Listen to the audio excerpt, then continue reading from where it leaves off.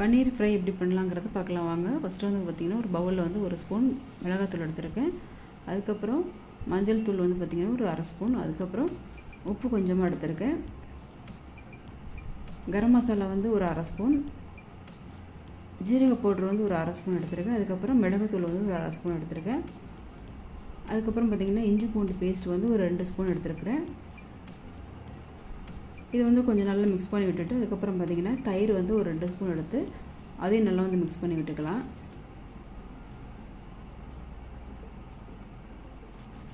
மசாலா எல்லாம் வந்து பார்த்திங்கனாக்கா நல்லா வந்து மிக்ஸ் பண்ணி விட்டுடலாம்.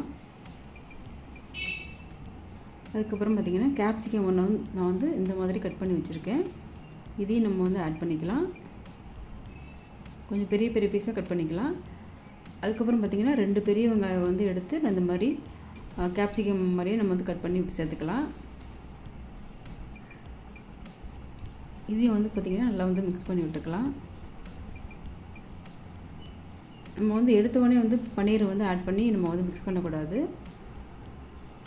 நம்ம எடுத்தோடனே பன்னீர் போட்டு மிக்ஸ் பண்ணோம்னா உடஞ்சிரும் பன்னீர்.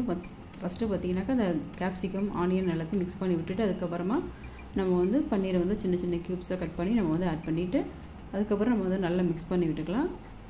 மிக்ஸ் பண்ணி விட்டுட்டு பார்த்திங்கனாக்கா இதை வந்து ஒரு அரை மணி நேரம் இல்லைன்னா ஒரு 1/4 மணி நேரம் கூட வெளியில் வச்சிடலாம். இல்லைன்னா வந்து ஃப்ரிட்ஜில் வச்சுட்டு அதுக்கப்புறம் நம்ம வந்து ஃப்ரை பண்ணோன்னு பார்த்திங்கனாக்கா நல்லா மசாலாலாம் ஊறி நல்லா வந்து டேஸ்ட்டாக இருக்கும். இப்போ வந்து பார்த்திங்கன்னா நான் வந்து ஒரு 1/4 மணி நேரம் வந்து ஃப்ரிட்ஜில் வச்சு எடுத்துட்டேன். நல்லா வந்து மசாலாலாம் பன்னீரில் வந்து நல்லா ஊறிடுச்சு. இப்போ வந்து நம்ம வந்து எண்ணெய் ஊற்றி ஃப்ரை பண்ணிடலாம். இப்போ வந்து பார்த்திங்கனாக்கா எல்லா மசாலாவையும் நல்லா மிக்ஸ் பண்ணி விட்டுட்டு கடாயில் போட்டு நம்ம வந்து ஃப்ரை பண்ணி எடுத்துக்கலாம்.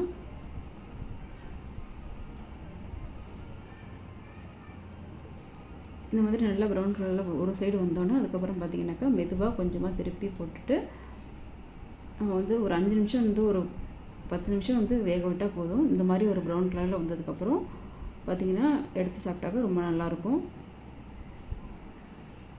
பன்னீர் வந்து ரொம்ப நேரம் வேகணும்னு அவசியம் இல்லை.